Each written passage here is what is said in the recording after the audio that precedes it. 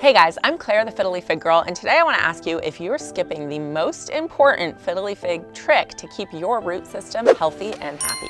So today I want to give you a top secret tip that you might not have heard before, and that's how to use aeration to improve the health of your root ball in your Fiddle Fig soil. Did you ever see, like back in the 80s, they had those soil aeration guys that would come over with these shoes that had long nails and they would walk on your lawn to aerate your lawn? That was kind of all the rage back in the 80s and 90s. And the reason is that aeration is actually really good for soil. So what it does is it basically pokes holes into the soil itself and allows air circulation and some decomposition and basically room for your grass or your Fiddle Fig's roots to grow. So aeration is something that really occurs naturally in nature.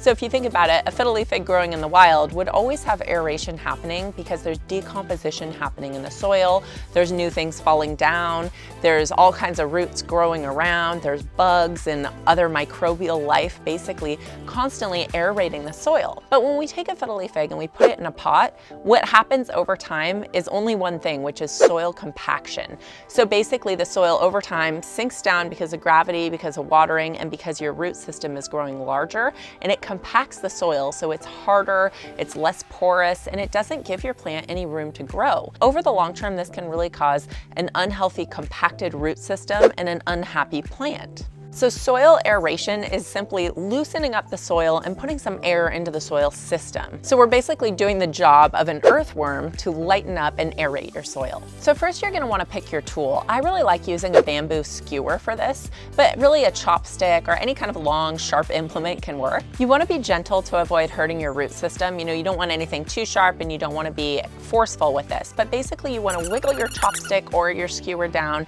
and wiggle it around a bit to poke a hole, but to also loosen up the soil system. Now you don't need to go crazy here. A little goes a long way.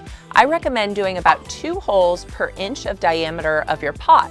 So if you have an 8-inch pot, then I would do around 16 holes would be perfect. So you basically stick the stick in, wiggle it around a bit to just give a little air and lightness to the soil and just kind of zhuzh up the soil and give your root system some air and some room to grow. I would do this process, maybe monthly, maybe quarterly, and it gives you a good idea of how your root system is looking, how compacted your soil is, and it just gives you a little bit more of an interaction with your plant where you can deduct any problems earlier and make sure that you're going to solve those problems.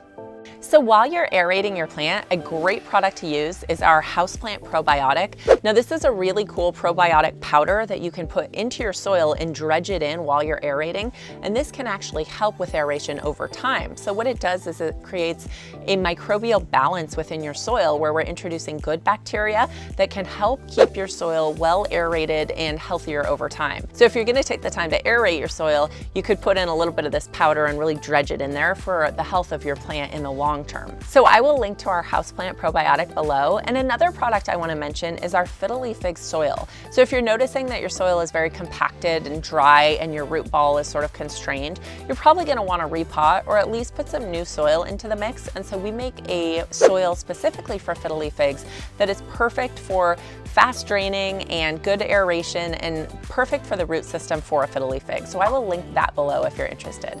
I hope this video was helpful, and I'll see you in the next one.